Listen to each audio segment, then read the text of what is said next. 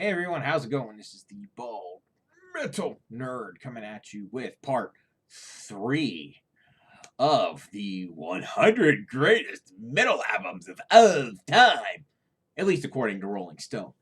So, like I said in the earlier part of this, basically this is just Rolling Stone's opinion, for lack of a better term, of what they think the 100 greatest metal albums ever are. And this one, we're starting at number 60 for part 3. If you want to see the rest, revisit parts 1 and 2. So, anyway, number 60, Melvin's Bullhead. Um, this is a band I was not, I mean, obvious. I've heard of the band, but I wasn't really all that familiar with them. I gave this a bit of a listen, and I thought it was, decent enough. It wasn't, I thought it was fine. I didn't think it was like mind blowingly great, but I thought it was fine. Do I think it deserves to be on this list? No.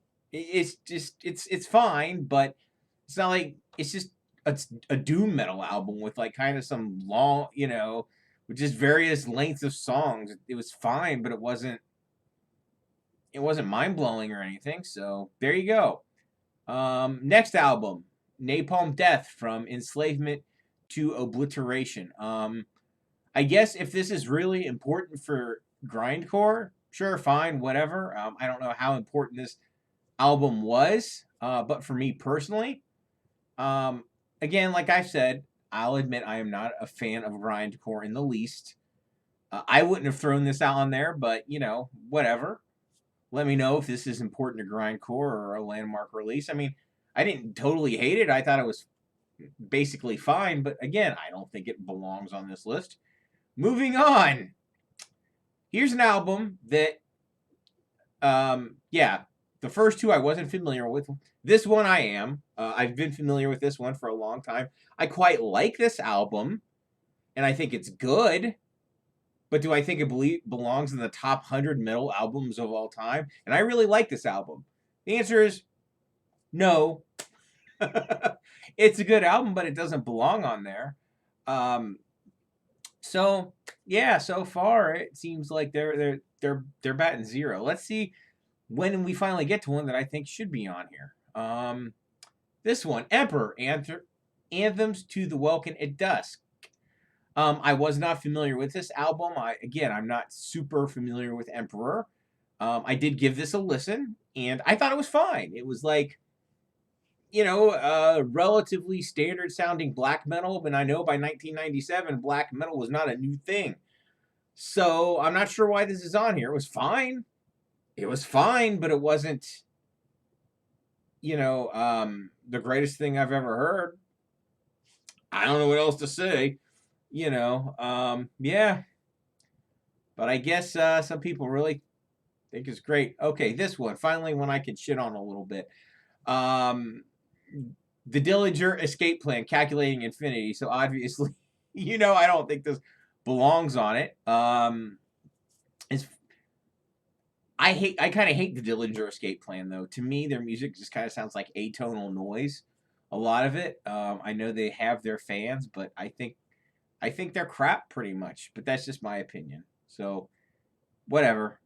Yeah, Calculating Infinity was us effectively ripping up the music theory book. Yeah, no kidding. We can tell that. And it sounded like shit. So anyway, whatever. Number 55. Finally one that I can understand why it made this list. As far as for Opeth fans, what's going to be your favorite album? That's going to vary from person to person to person. I think this is a great album, and Opeth is an incredibly important band, so I'm totally fine with this one being on the list.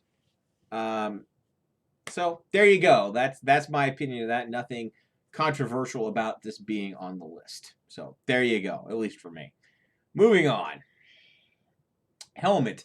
Meantime, I will admit a bit of shame on my part. Before this, I was only really familiar with Unsung from this album, right? Sad but true. And it's one catchy fucking song, obviously, but I gave much more of the album a listen this time. And very unsurprisingly, I really, really enjoyed it. I know. Shocking, right? Quite excellent. So if this is considered, I would consider this just like an alternative metal album. If this is considered a landmark of the genre, yeah, sure, I'm good with it being here. I do know that this is kind of seen as a very important album in the metal hierarchy, so I'm good with it. So there you go. All right, moving on. Typo Negative, Bloody Kisses. Um, Again, I know they're important to the scene. I don't think this is their best album, but everyone has their different opinion. I kind of understand why they picked this one out of their discography. I guess I'm kind of okay with it being on the album on the list, but I'm not like overly enthusiastic about it. So there you go, right? Okay, moving on. Def Leppard Pyromania. This isn't even metal. Um, I thought that Scorpions album from earlier in the list was a stretch because that's not the most metal Scorpions album. This is not even metal at all. This is like, it's very catchy commercial hard rock. It's really good, but it's not metal. Very little of what Def Leppard does, in my opinion, qualifies as metal. I have no idea why this is on here. I know it's a ridiculously popular album with tons and tons of hits on it, but I have no idea why this would be on a maybe greatest rock albums list. Sure, fine. But metal? No, I'm sorry. This is not metal. It's still in the rock category, but whatever. All right. Carcass Heartwork, number 51. Sure. This is one of, I think it's an awesome album. I didn't really much care for Carcass's earlier grindcore days, so obviously I quite enjoy this. I think it's a really awesome album, so I'm good with it being on this list. There you go. Moving on, number 50. What do we got? Slipknot's Iowa. Um,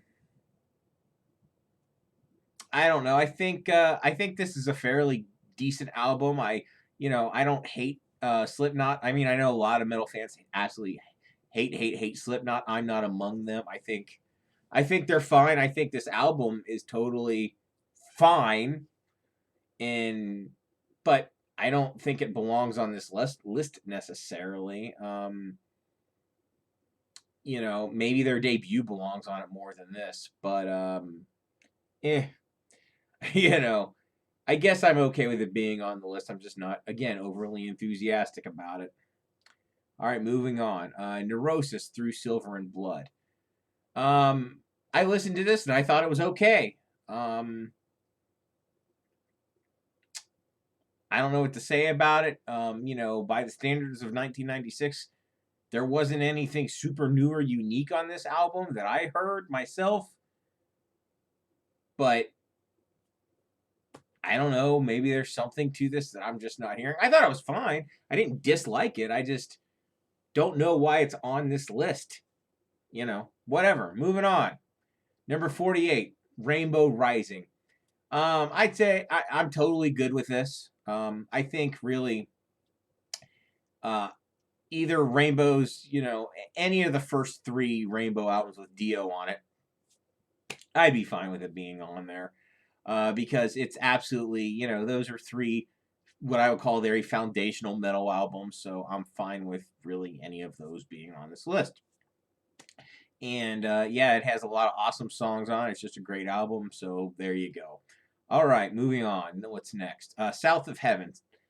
It's my personal favorite Slayer album. I'm sure probably more than likely Rain and Blood is on this list as well. My favorite Slayer album. Does it belong on this list? Well, they're fucking Slayer, so yeah. I don't know what else to say. Of course it belongs on this list. Although if I was making lists, I'd probably stick to just, one album per band, but that's just me. Whatever. Moving on. Mastodon Leviathan. Yeah, again, another one that I'm fine with. I like Mastodon. I enjoyed this album, and I know they're really important, to the modern scene. So I'm good with it being on here because they are incredibly influential and yada yada yada. So I'm fine with it.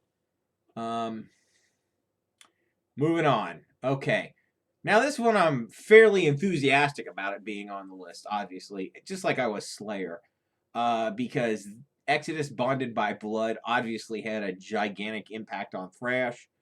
So, yeah, I mean, it's Bonded by Blood. Of course, this belongs on this list. That's kind of a no-brainer for me. Yes, absolutely, should be on this list. So, no problems there. Moving on, number 44.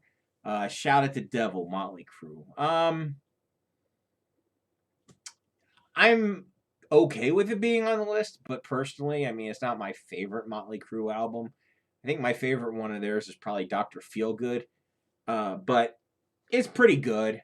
Um, and it is, I did listen. I mean, obviously, I'm very familiar with it. It's not like I didn't know it, but I gave it a listen and just to make sure it was actually metal. And yeah, I'd say it qualifies as metal. So yeah, I'm good with it. Moving on. Judas Priest Stained Class. Well, it's a '70s Judas Priest album. After they found their sound on their second album and on from it. So yeah, I'm good with this being here as well. Duh. I don't think many people would argue with Stained Class being on this list. Pretty easy one to say it's fine. Okay, number 42, Diamond Head, Lightning to the Nations. I'm pretty familiar with this one as well. I think Metallica covered all of the best songs from this album, really. So I would say this probably belongs on here just by their virtue of influence on Metallica, kind of funnily enough. But yeah, I'm good with it being on here. It would not make my personal top 100 list, but this is not just about my own opinion. This is a consensus thing, so whatever. All right, moving on. This was one that was actually that I had not heard before. I heard the band name, Caius Blues for the Red Sun. I had heard the band name, but I never listened to their music. And I gave this a listen, and I really, really, really quite enjoyed it, actually. It was a very nice surprise. And, I mean, I don't know if it belongs on this list because it's kind of just progressive doom metal. But, which again, by 1992 was not a new thing. But hey, I'm basically okay with it being on this list. I just don't know how much it, quote, deserves it, even though I really liked it. But whatever. As far as how they did on that 20, I think it was mostly misses because most of it I don't really know if it really should be on this list. I mean, there wasn't nearly, I didn't, like, most of the albums I either liked or some I really enjoyed, some I liked, and only a couple that I think were really bad. But most of them, I'm not sure how I think they really deserve to be on the list. I don't know. So that's basically it for this part 3 video. Obviously, I'll be doing a part 4 and 5 to round this damn thing out.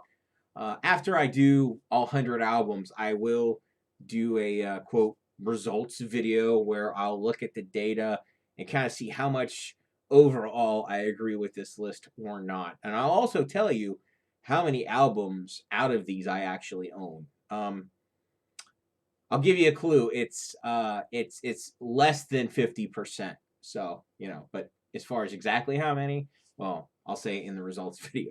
So that's basically it for this. Thanks so much for watching. As always, live long and prosper and keep on rocking.